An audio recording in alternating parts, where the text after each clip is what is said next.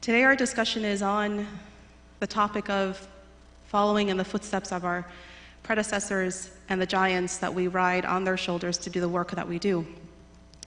I was reflecting on this and thinking where exactly to start the conversation. And subhanAllah, thinking about where you start with the topic of teachers, and thank you, Brother Ahsan, for your kind words, and thinking about the different roles that I play today, subhanAllah, and thinking how in this masjid, and many of you, the sisters I'm addressing here particularly, attend with me classes here at the MCC. This very room fills the conference room every Friday night, barakallahu fikun, and I hope inshallah that continues to grow, and all the girls that have been served by the Rahmah Foundation, because MCC has been such a blessed host to the girls and women's work here in the Bay Area.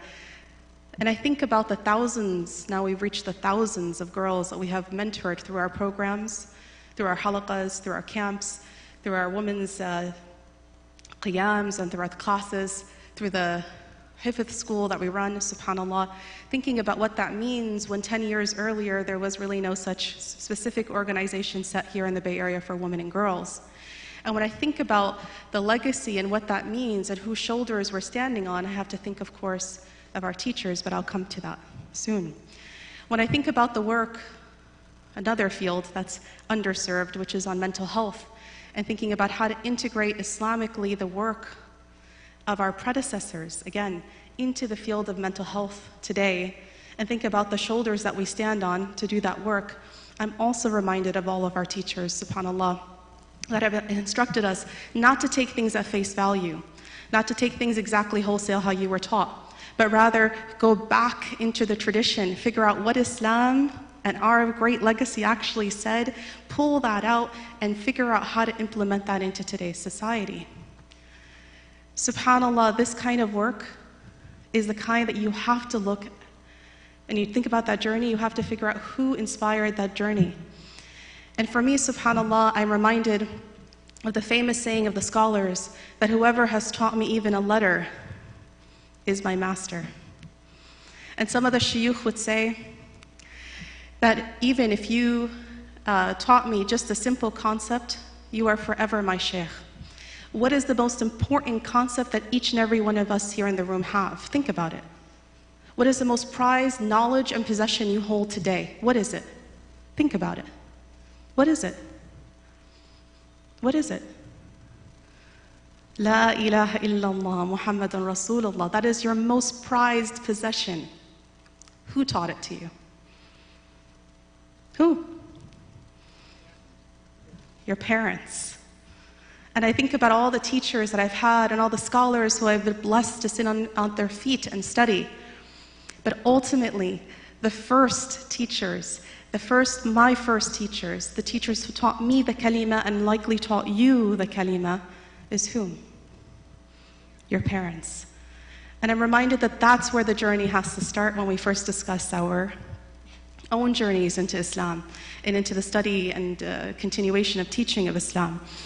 And I'm reminded, subhanAllah, of my own father, and here I'd like to share with you a story specifically for all the parents in the room, and for all the young people in the room, and particularly as a woman teacher, I want to share with you the story.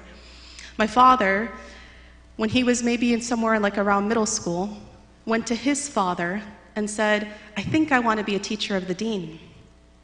I think I want to study the deen full-time. His father, mashallah, being a salih, alhamdulillah, took him by the hand and walked him to Azhar al-Sharif in Cairo. And they went to the admissions office and said, we'd like to enroll young Yasir in Al-Azhar. The response was, well, since he wasn't with us since elementary school, he can't actually be enrolled. My father was devastated. He was very upset. And it was really the foremost place in Cairo where he was from to study the deen. But he held it in his heart and continued private studies. And he said that day, as a young middle schooler, he made a dua to Allah subhanahu wa ta'ala and said, Ya Allah, if ever my child was to ever come to me one day and say, I want to go study the deen, I would let them. Fast forward, years later, in comes Rania. And the day came where I was a middle schooler, subhanAllah, and I said to my father, Baba, I'd really like to go study the deen. And he said the realization hit him. And it's like the ayah in the Qur'an, right? وَلَيْسَ الذَّكَرُ كَالْأُنثَى. And he said, what am I to do? I made a wa'ad to Allah subhanahu wa ta'ala that if my child ever were to want to study the deen, I would fulfill that ahd. And what was open at the time was Damascus, Syria. And subhanAllah ta'ala, what was there was a beautiful tradition for women, particularly young girls, to go and study the deen, to study Qur'an, to do their hifz, to work on the traditional classical Islamic sciences to the level of ijaazah. And it was beautiful tradition. And I say was because we all know the state of Syria today, and I ask you to make dua. Ya Rabbi, Ameen. In that time period of studying the deen, it was a beautiful journey that started when I was a teenager. And the roundabout way of how I ended up in Damascus is also a beautiful story. But what I want to share with you specifically here is the kind of teachers that I met when I was there. Because when we talk about standing on the shoulder of giants, we also have to talk about how it is we have programs for girls and women like today that we do. I'll tell you what I saw. I saw women who were hafidhat of Qur'an, who were faqihat, who were muhaddithat, who were women who held ijazahs in, and I should translate all of this, in Tajweed and Qur'an, who held their ijaazah as a license, an Islamic license to teach, in fiqh, which is Islamic law, in hadith, right, in Qur'an, in all of the major Islamic sciences. But you know what I saw? I didn't see them as one-dimensional beings, just classes with a teacher, and then you go home and it's a different life. No, we follow them into the home, and this is the beauty of having women teachers for women, especially young women. And I would be reciting doing my tasmiyah, my actual recitation of Qur'an to my teacher, while I'm following her around her house. And as she's doing her dishes or folding her laundry. And every so often I would see the members of the family go by, and life was being lived. And I learned more than just the lessons in the book. I learned how to be a wife. I learned how to be a mother. And those were more important than the black and white that I was learning in the texts, you see. And this is why that lesson was so powerful, and why it is the programs we have for the girls tonight, which is modeled on exactly what I saw in Damascus, is a mentorship program. It's not just come and learn a couple good words, feel good, and leave. It's having Islam be part and parcel of your life every single day. The in and the out. Like my teachers would make this dua and say, Ya Allah, let our insides match our outsides. And let our outsides match our insides. That you're true to your deen from the inside and the out. And that was so powerful about what I saw amongst my teachers. And all the work that I do, and all of us do collectively, it is on their shoulders that they taught us these things. And we have to give thanks, because the Muslim, the mu'min, is one who has to give thanks. And I think we'll fast forward again. The trip to Damascus continued many, many, many years until the war started, which meant that it paralleled all of my studies, because my parents, as much as it was always a struggle to get to Damascus, mashallah. But when I think about the request to continue my regular studies, as they called them, they insisted that I continue my regular studies, and so the deen studies were interwoven in with the high school, college, medical school, residency. It was all interwoven in. And when I think about that struggle, I think, subhanAllah, how we have so much time on our hands, and people would say, how do you have the time to do what you do? And I say, I'm just following what I saw my teachers do. Every single one of those women, even though she was a hafidha, or a muhadditha, or every type of Islamic scholar there is, or multiple, she was likely also a physician, or an engineer, or a teacher, or she was working in the public sector. And I think about the combination of roles, and then I think about our scholars, and how they were what we would call encyclopedic scholars. where medicine doesn't necessarily define me, it is one of the studies I've studied and one of the things I do. And that is how our scholars were. Just earlier today, Sheikh Hamza was telling me, did you know Imam Ghazali was also a mathematician? I'm not surprised. They were encyclopedic scholars. They mastered multiple sciences. And they were real people in real homes that had families, that had children, that had parents that they cared for, and children that they catered to. SubhanAllah. And now I want to tell you, I would love to talk more and more actually about Syria and the blessed things. I want to tell you about one particular teacher. I shared this story with some of the sisters here, I think it was last week in our halaqah, but it really hits the heart really much, mashallah. It is a story, it takes place when I am actually doing my tasmiyah, my memorization, my recitation rather, to get ready for my ijaazah exam, and in this case it was for the qira'ah Warsh. And I'm sitting in front of, talk about giants, one of the giants of Damascus, mashallah. Somebody who all of the women and all of the men knew to be a master of Qur'an. Someone who was so diligent and so well-versed in Qur'an that it is said that it's true, that the main, in Damascus, the way the setup was for receiving your ijaazah in Qur'an is you have to recite to your teacher, then your teacher takes you to their teacher, that teacher takes you to their teacher, until you reach the final, basically the top muqri'een of Damascus, which were 5, and you had to recite to one of the 5 in order to actually receive your ijaazah that had the official khatim from Wazarat al-Awqaf of Damascus. It's a very rigorous process. And so here I am reciting to my teacher's teacher's teacher, and I'm getting ready, just about ready to go to the sheikh and recite. So I've prepared for some time, and I'm sitting there reciting to her, and her haiba, her presence, the vibes, mashallah, this amazing person. Despite all of my studies, all I could get myself to read was da, da, da, da, da, da. And so she said, Rania, take a break. I said, okay, I was so embarrassed, mashallah. She said, take a break. And then she decided to calm me, this beautiful story, mashallah. She decided to calm me down by telling me a story. And she said, do you know my story? I thought, you're a giant, mashallah. And she said, no. I'm also, I had no idea, I'm also a professor of mathematics at the University of Damascus. And I have been, and since the 70s, the only female faculty member in mathematics in the Department of Mathematics in the University of Damascus. I had no idea, I was blown away, amazed. And I just and she said, did you know? I wasn't always a sheikha.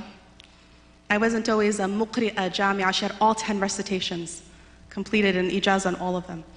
And she said, I wasn't always this person. In fact, I came to Islam late. I thought, came to Islam late? MashaAllah. And then she said, when the wave of feminism hit Damascus, so many of us were taken by it. And all of the people that thought themselves to be educated and more advanced, maybe socioeconomically, we all took off our hijabs, and we all, and she said, I just was raised in a family that wasn't at all religious. So it's not like she took off her hijab, she just was raised in a family that wasn't religious. And I thought to myself, I can do what any man does, and I'm going to study the most complicated thing. And so she chose mathematics. And she became very good at it, an incredibly brilliant woman, very good at it that she became a professor, the only professor who was a female in her department, in a very male-oriented department. And so she said, there I am, and I wanted to affirm that I, as a woman, can do this, right, in that kind of mentality. She said one day, the girls of the college came up to me and said, we want to have, there's very few women on campus, we want to have a women's gathering, a women's, talk about, being a woman on campus. So she said, yes, anything for women. So she met with them. She said, I'm very busy as a professor, but she went ahead and met with them. And so she's sitting in this circle of women, and she said, I don't know how I didn't realize what I saw later. So here we are at first, the discussion is just going on about academics and being a woman and how difficult it is and so on in education. This discussion's back in the 70s. And she said, I don't know when the conversation switched from the discussion of academics to the discussion of the Prophet Muhammad sallallahu alaihi wasallam. I don't even, because if somebody had told me they were going to discuss the Prophet sallallahu alaihi wasallam, I would never have showed up. I was so closed off to this idea. But as they were talking, as the girls were talking, she said suddenly something hit my heart and it just opened.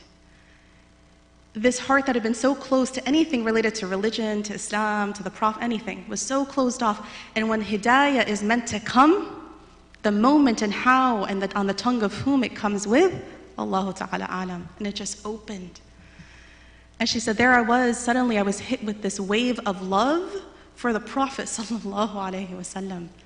And I found myself listening intently. And then I realized, wait a second, this group is almost all hijabis. And she said, and do you know what I was wearing that day? And this is where the real crux of the story is. I said, Yani, what could she possibly be wearing? So she says, the whole conversation's happening in Arabic. And then when she came to this point, she said, mini skirt. And I said, what? So in English, she repeats again, mini skirt.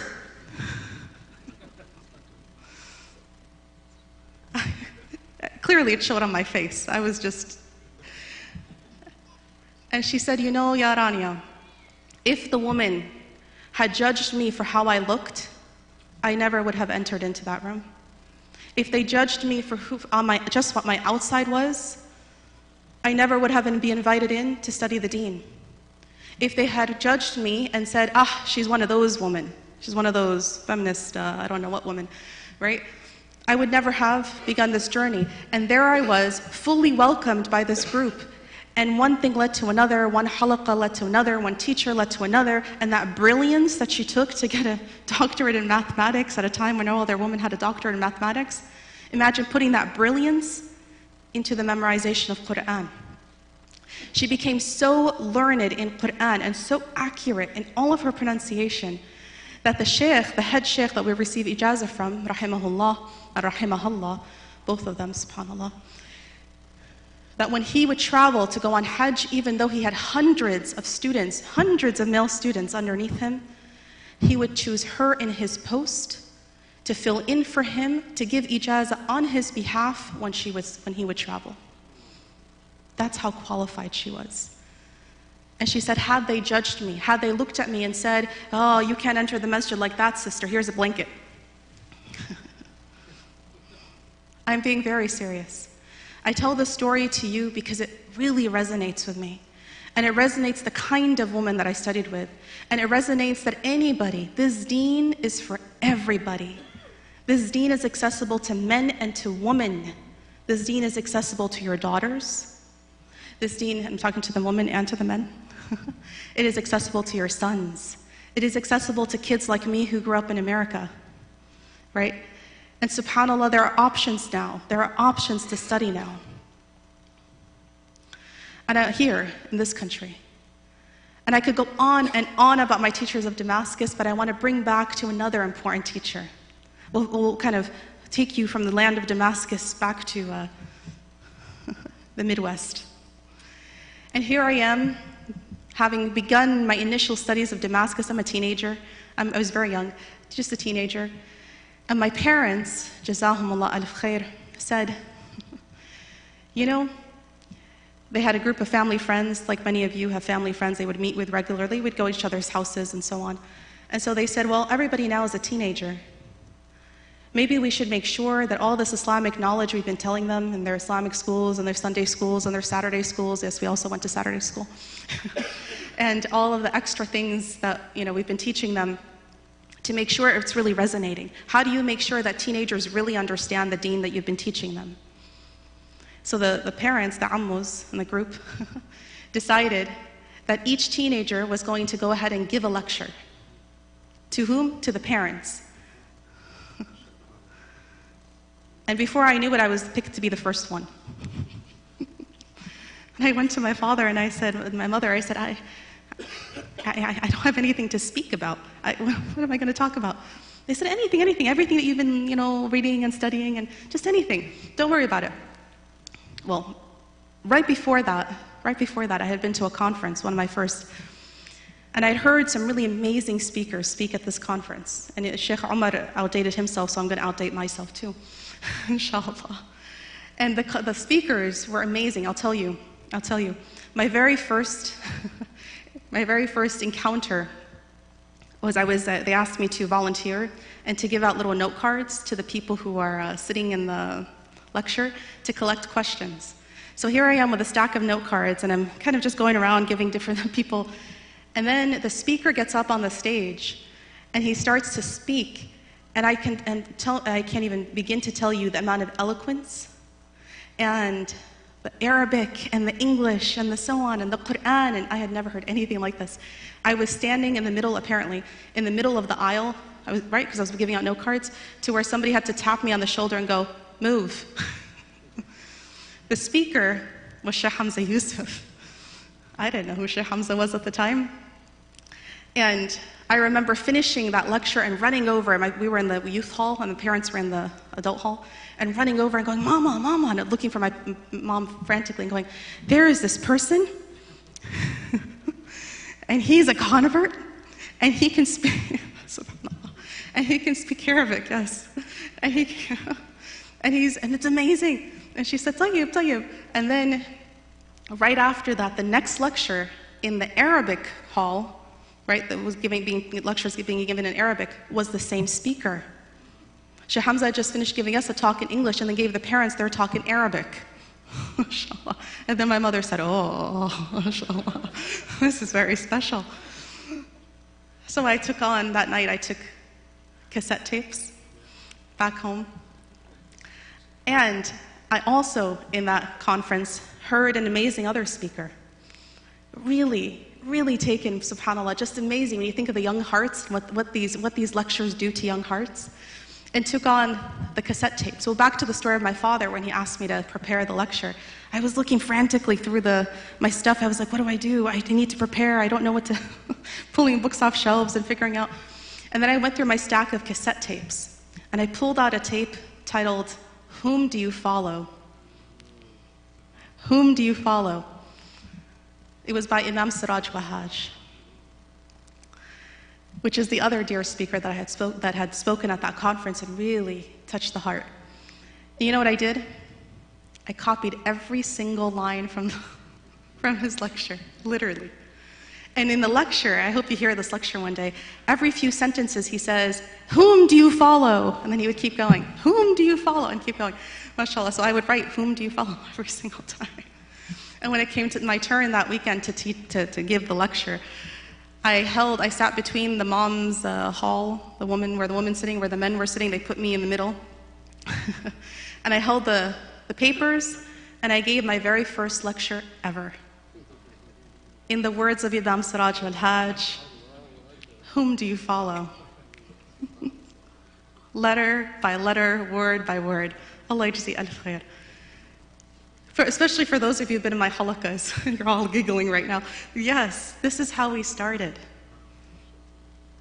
Now, fast forward a couple more years, just a couple more years, and suddenly I am responsible for putting together a MINA conference. I'm still a high schooler at this point. MINA, Muslim Youth of North America, which was a youth conference that continues to happen, and I encourage your children to go, and had happened when I was growing up, and I really believe the MINAs, the MSAs, and these kinds of organizations really made firm our Islamic identities. So I was in charge of 300 kids, 300 teenagers like myself, and I have zero previous experience organizing anything, but to show you where we got our start, subhanAllah. And the organizer said, now mind you, this is before email, before texting, before social media, before you literally had a landline with the cord. Yes? That's all there was. No cell phones. Just the landline with the cord. Or you write a letter, a handwritten letter. Those were the only ways you communicate with anybody.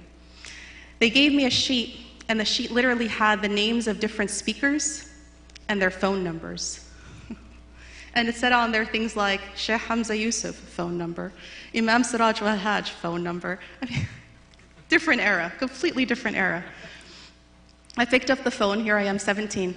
I pick up the phone, Assalamu alaikum, my name is Rania. I'm organizing a Mina conference. Would you be willing to come? Imam Siraj Wahaj.